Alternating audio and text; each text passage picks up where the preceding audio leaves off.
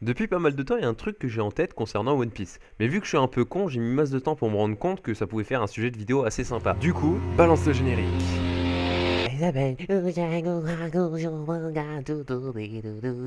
Perfect time. 何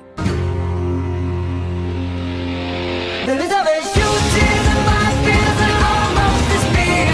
So let's share the perfect time. For you and for you, not the mind of your expect to tell me. If you get to see me burn.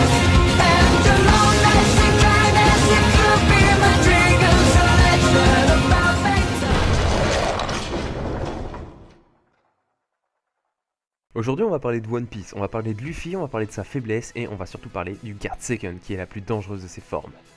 On sait que le Garde 2 est une technique qu'il a inventée, elle lui permet d'augmenter sa pression sanguine l'espace d'un instant et de façon considérable en pompant le flux sanguin de son corps grâce à ses membres. Ma théorie elle se base sur deux possibilités. La première est si l'accélération sanguine de cette forme est continue durant toute son utilisation, et l'autre si l'accélération n'est que momentanée, c'est-à-dire pendant l'instant où ses membres lui pompent son sang. Donc cette forme elle lui permet de réagir et de se déplacer beaucoup plus rapidement et donc d'être plus puissant. Le problème c'est que ce mode devrait être à double tranchant, mais pas seulement dans le sens où il lui prend de l'espérance de vie.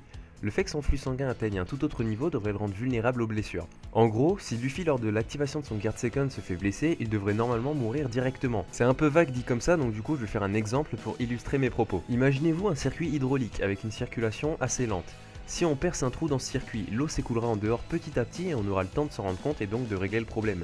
Or, si la pression de l'eau était plus forte, l'eau s'écoulerait à une vitesse bien plus grande sans qu'on ait la chance de régler le problème à temps. Le circuit se viderait donc en 2-2. Et bien pour Luffy, c'est pareil. Une blessure par lame, lorsqu'il est normal, le fait saigner normalement. Mais en vue de la vitesse qu'il obtient avec son Guard Second, son flux sanguin devrait aller 10 à 20 fois plus vite. Alors une simple coupure se transformerait en un jet de sang super violent. Déjà qu'un humain lambda se faisant trancher la carotide met quelques secondes pour se vider de son sang, donc Luffy devrait mourir instantanément pour n'importe quelle blessure. Cependant, Luffy a déjà survécu à une morsure d'Odi lorsqu'il était dans ce mode et à plusieurs autres attaques, donc on peut écarter l'option numéro 1. L'accélération de son sang devrait s'effectuer durant le laps de temps où son bras et ses jambes le pompent. Ça peut être possible vu que c'est les apports en nutriments qui génèrent cette vitesse. On peut penser que les nutriments seraient stockés dans les muscles et utilisés progressivement. Sauf si Oda n'y a pas pensé ou bien on a tout simplement fait abstraction, c'est un élément tout à fait possible dans l'histoire. Donc partons sur le principe que Oda l'ait pris en compte. Luffy peut mourir lors des 3 premières secondes du Guard Second. Remémorisez-vous toutes les fois où Luffy l'active. Il ne s'est jamais fait blesser durant cette activation, pas une seule fois. Je vous rappelle qu'il est bien conscient que cette technique lui draine de l'espérance de vie. Alors je vois pas pourquoi il aurait pas deviné ça. Ce qui me paraît le plus logique, enfin en tout cas c'est le premier truc qui me sauterait à l'esprit si j'avais ses capacités. Je sais pas comment il peut deviner que ça lui pompe de la vie, mais s'il a pas pris en compte qu'une coupure puisse lui être fatale, c'est vraiment un débile. Et en combat, c'est loin d'en être un. Donc pour moi, il a parfaitement connaissance de cette faiblesse. Après, il y a un élément qui peut contrer cette théorie. Lors de son combat contre Lucy à Enies Lobby, il se rêve dans un dernier élan de force et lui balance une rafale de coups dans la gueule, et ça sous son mode garde 2, alors qu'il était troué de partout.